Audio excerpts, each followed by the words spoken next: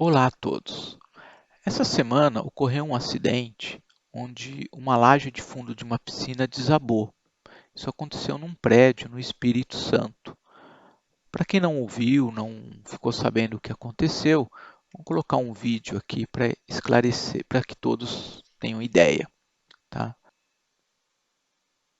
Observe que o fundo da piscina desabou, né, mas a estrutura da piscina se manteve. Nossa ideia não é falar sobre o acidente, suas causas, o que aconteceu, nem responsabilidade e tal. Nosso objetivo é aprender com esse fato, né, usar ele para um aprendizado. Quem tiver mais informações, dê uma procurada aí sobre piscina que desaba em Vila Velha, Espírito Santo. Esse acidente aconteceu no dia 22 de abril de 2021.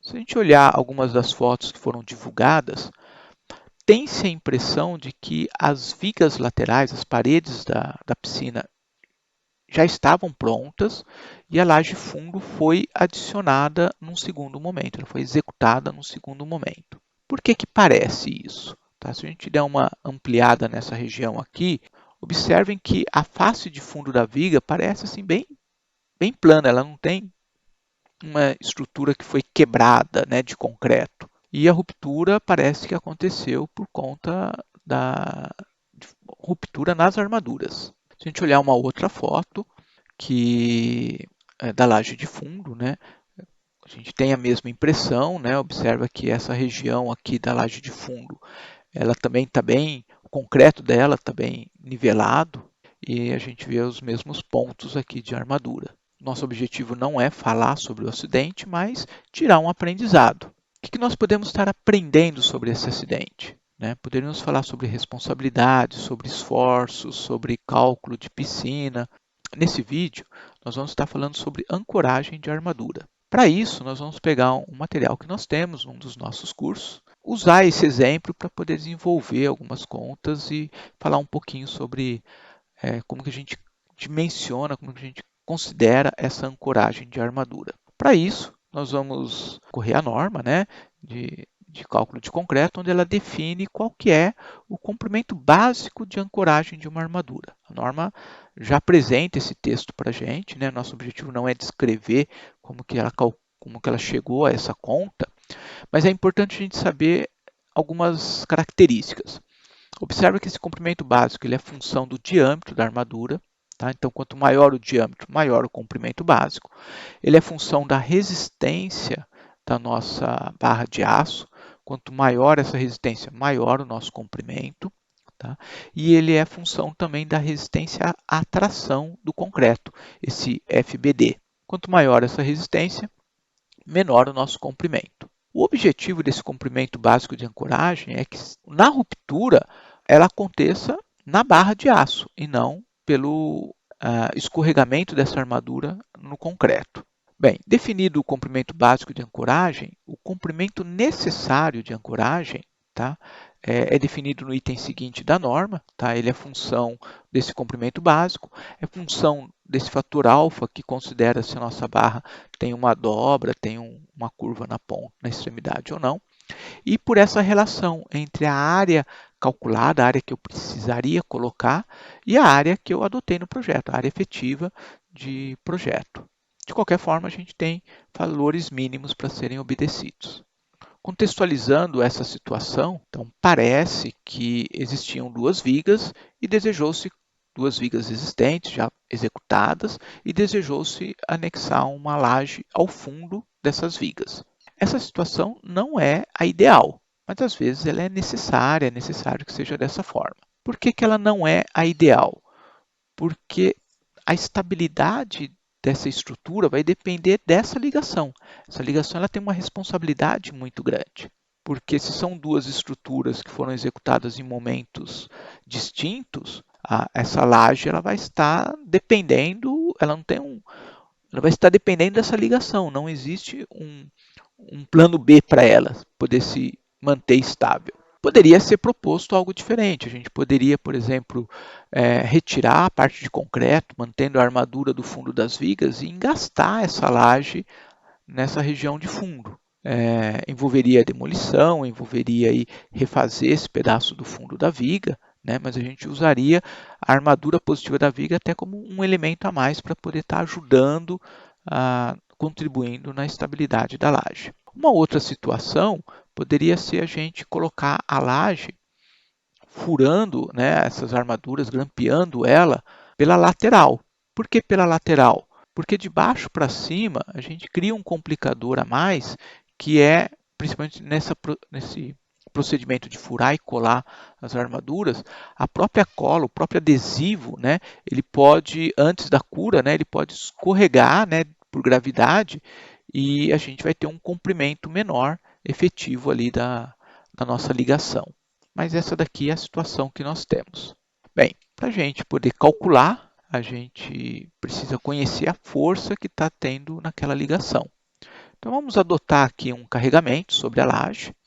Esse carregamento é um peso próprio dela, um revestimento, uma água, né, um peso do líquido e uma carga acidental, né, considerando que tem uma festa ali e eventualmente pode ter várias pessoas ali. Vou adotar uma altura de 15 centímetros para a laje, vou adotar uma altura de 10 centímetros para esse revestimento. Lembra que é uma piscina, então tem impermeabilização, tem proteção mecânica, etc.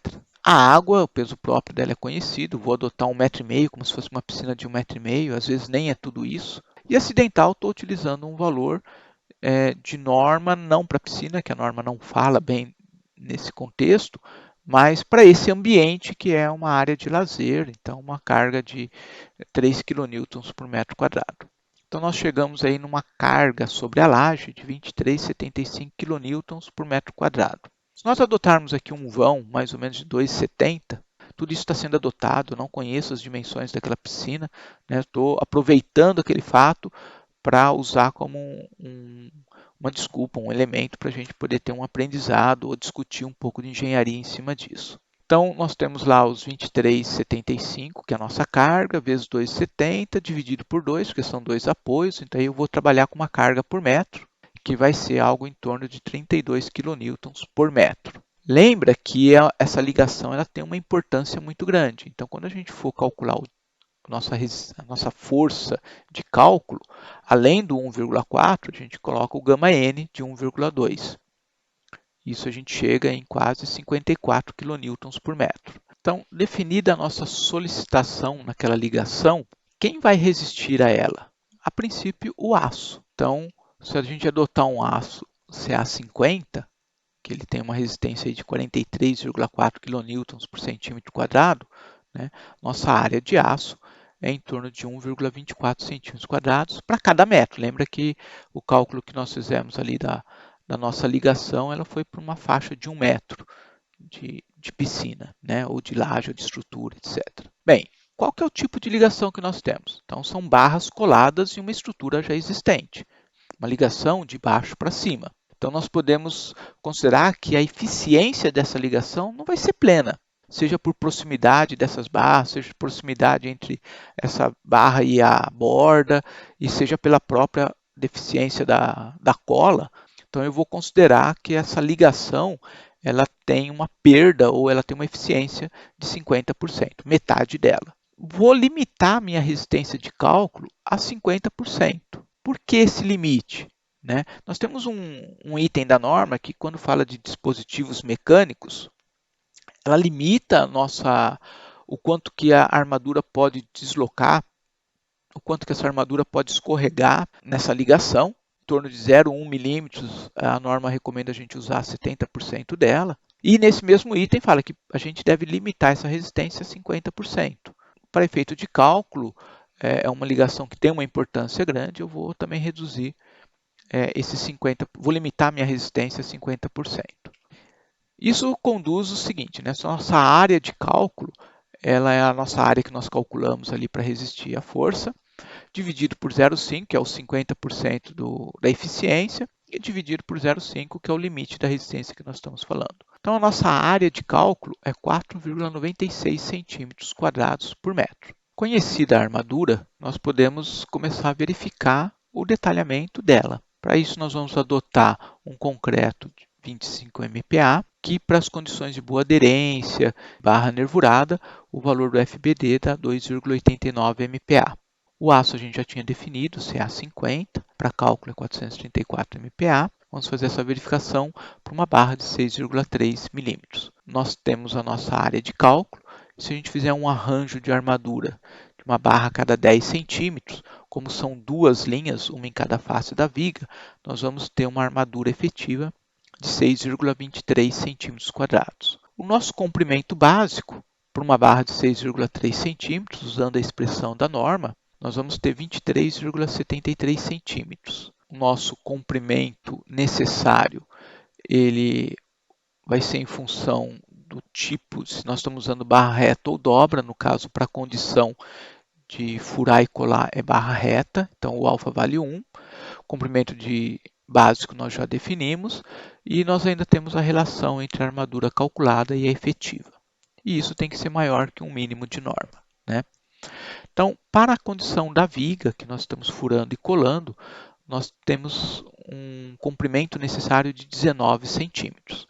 Então, 19 centímetros seria o trecho que a gente tem que estar ancorando essa armadura e garantindo que o adesivo esteja realmente cumprindo o seu papel. Então, possivelmente, a gente vai pedir para furar lá uns 21, 22 centímetros para poder estar garantindo que esses 19 centímetros seja efetivo. Só que esses 19 centímetros, ele é maior do que a laje. Lembra que para calcular o peso próprio nós usamos uma laje de 15 centímetros. No entanto, na laje, como é um concreto que ainda vai vir, a gente pode utilizar a dobra e com isso nós ficamos em 13,2 centímetros, bem no limite, né? Se a gente considerar um cobrimento aí de 2 centímetros, não está bem no limite. Talvez um pouquinho menos, 0,2 menos do que o necessário. Bem, esses dois valores são maiores do que o mínimo, né? Então a gente estaria trabalhando com eles mesmo, senão a gente adotaria um mínimo. Fazendo a mesma verificação para uma barra de 8 milímetros, então o mesmo SVK, o mesmo aço, o AS calculado é o mesmo. Considerando o mesmo espaçamento de 10 centímetros entre as barras, nós temos um AS efetivo maior, 10,05. O comprimento básico, 30 centímetros, ele é maior porque aumentou a bitola. E o nosso comprimento necessário agora é de 14,9 centímetros, 15 centímetros. Né? Por que deu menor? Porque nós estamos com mais armadura, né? Nós estamos tirando proveito dessa relação entre a armadura calculada e a armadura efetiva. Bem, e esses valores ainda, o 15 centímetros é maior do que 0,3 de 30, que vai dar 9 centímetros, do que 10 vezes o 8 milímetros, que vai dar 8 centímetros, do que 10 centímetros, que é os limites de norma. E para a laje, nós vamos ter 10,4 centímetros, porque a gente pode utilizar a dobra.